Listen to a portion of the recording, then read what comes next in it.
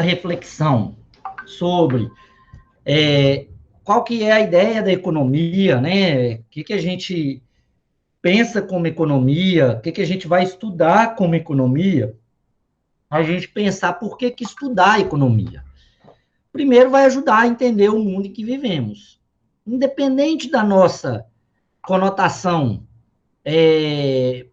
político-ideológica, religiosa, o aspecto material, ele é um aspecto da nossa vida.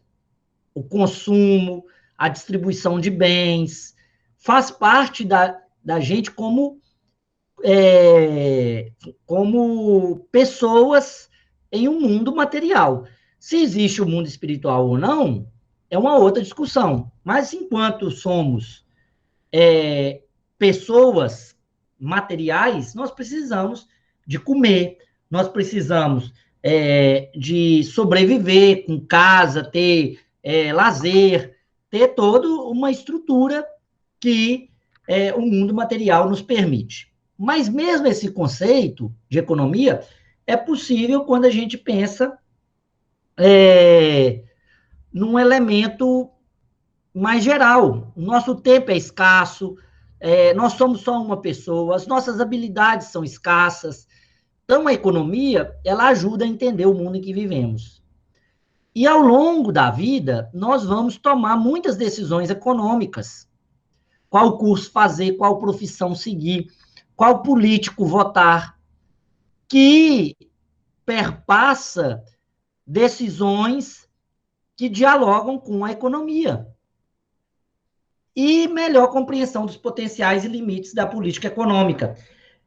Olha só, compreensão do que a política econômica pode fazer e do que ela não pode fazer.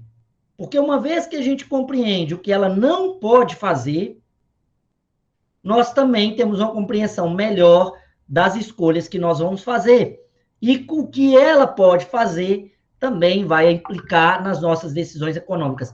E aí, nós temos que visualizar o seguinte: isso tudo está correlacionado a uma gama de direitos.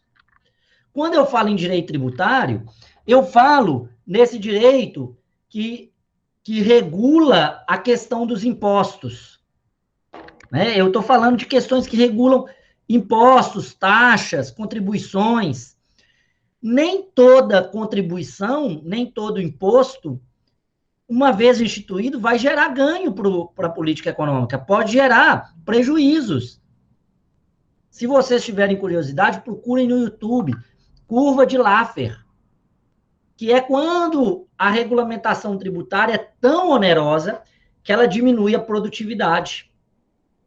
Quando eu estou falando do direito do trabalho, eu também estou pensando na economia, e eu dei um exemplo aqui, como ficam as relações do iFood, do Uber, os direitos trabalhistas, servem os mesmos direitos trabalhistas de 1945 para 2020? Esse é um debate muito importante, especialmente para aqueles que querem entrar no direito do trabalho. É preciso compreender os fenômenos econômicos, porque também não adianta eu colocar uma regra econômica, e nós vamos ver aqui, e ela uma regra trabalhista, e ela gerar inflação ou gerar desemprego.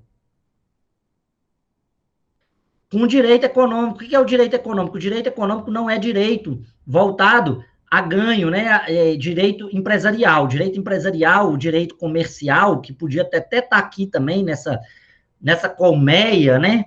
Que nós estamos fazendo, isso aqui é só exemplificativo.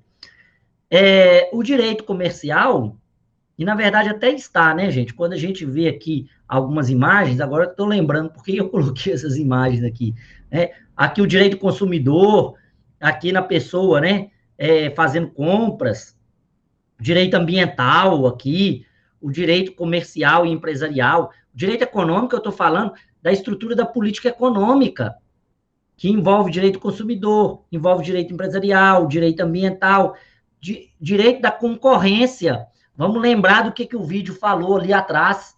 O que ele estava falando? Olha, uma coisa é o monopólio da indústria da telefonia, em que eu quebro dentro do país. Como é que eu quebro o monopólio das indústrias de tecnologia?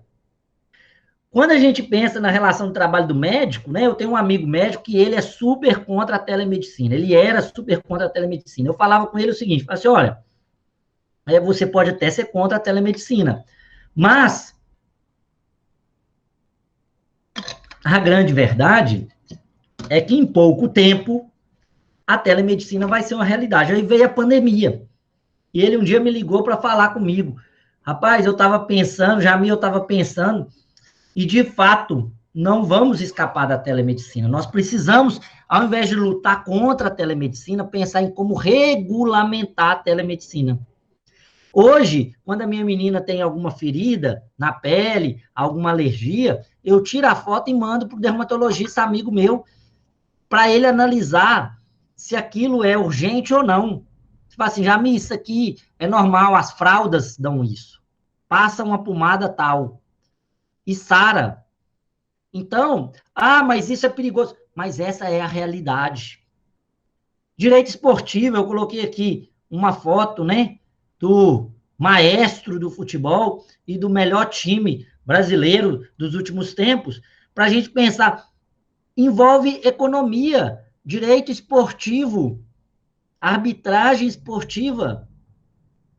Aqui, né, é um café da manhã, o símbolo da ONU, como o direito internacional, o direito da família, o direito da agricultura, o direito constitucional. Todos esses direitos se relacionam com a economia. Todos esses direitos têm um fundamento econômico também. O direito penal, inclusive, existe um ramo, direito penal econômico, voltado para as discussões de crimes econômicos. E mais, a própria estrutura da economia diz se uma sociedade é mais criminosa ou menos criminosa. A violência, o tráfico de drogas, tudo está envolvido aqui. Então, por isso que quando a gente estuda economia para o direito, a gente não está estudando um ramo irrelevante. Nós estamos estudando um ramo que necessariamente perpassa o conhecimento de toda uma colmeia de sub-áreas dentro do direito. Na próxima aula, pessoal, para as próximas aulas, nós vamos estudar os elementos básicos da economia, que são úteis para a compreensão da ciência econômica e compreensão dos fenômenos econômicos. Eu vou passar aqui para vocês, e para a gente ter uma visualização geral, daquilo que são conhecidos como os 10 princípios de economia. Isso está melhor resumido, gente, no livro do... vou ir para o último slide aqui para vocês saberem, porque está no sistema. Deixa eu passar aqui para o último slide aqui para vocês. Está bem resumido nesse livro aqui, viu, gente? Ó, Maquin, Introdução à Economia. Tem na minha biblioteca, tá? Tem na minha biblioteca. Tá lá, tem um capítulo específico, logo os primeiros capítulos, que vai falar para a gente esses 10 princípios da economia. Professor, mas eu discordo dos princípios. Esses princípios, gente, eles são princípios... o que são princípios quando a gente fala? São as ideias gerais que norteiam... são as ideias gerais que norteiam o estudo daquela ciência. Esses 10 princípios não quer dizer que eles não possam ser contraditados.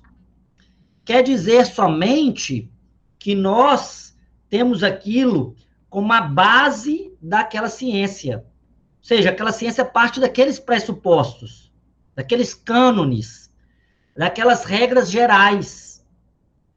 Então, nós temos basicamente 10 princípios de economia. E nós vamos estudar cada um deles. Como as pessoas tomam decisões?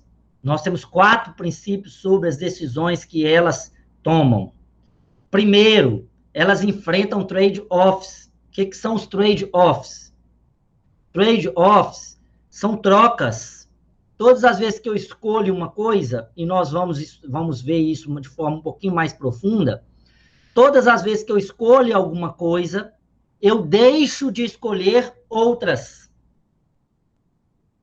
Então, quando eu vou no restaurante e eu pego o cardápio, e lá no cardápio tem todas aquelas opções, quando eu escolho um prato, eu deixo de escolher todos os outros pratos. De modo que eu enfrento sempre o debate se esse prato é melhor o suficiente quando eu comparo com os outros pratos. O custo de alguma coisa é do que você desiste para obtê-la. O custo não é só o dinheiro, mas o custo de alguma coisa é o custo, basicamente, do que eu deixo de ter para ter aquela coisa. O tempo, as amizades, outros relacionamentos, a família. Nós vamos ver isso aqui. Pessoas racionais pensam na margem. Nós vamos estudar isso. O que é pensar na margem? Pessoas racionais, elas levam em conta o que um ato maior vai gerar de benefício. Então, vamos imaginar o seguinte, para a gente pensar aqui, para a gente ver isso com mais vagar nos próximos encontros. Se você estudar 4 horas, vamos pensar numa prova de 50 questões. Se você estudar 4 horas, você resolve 40 questões.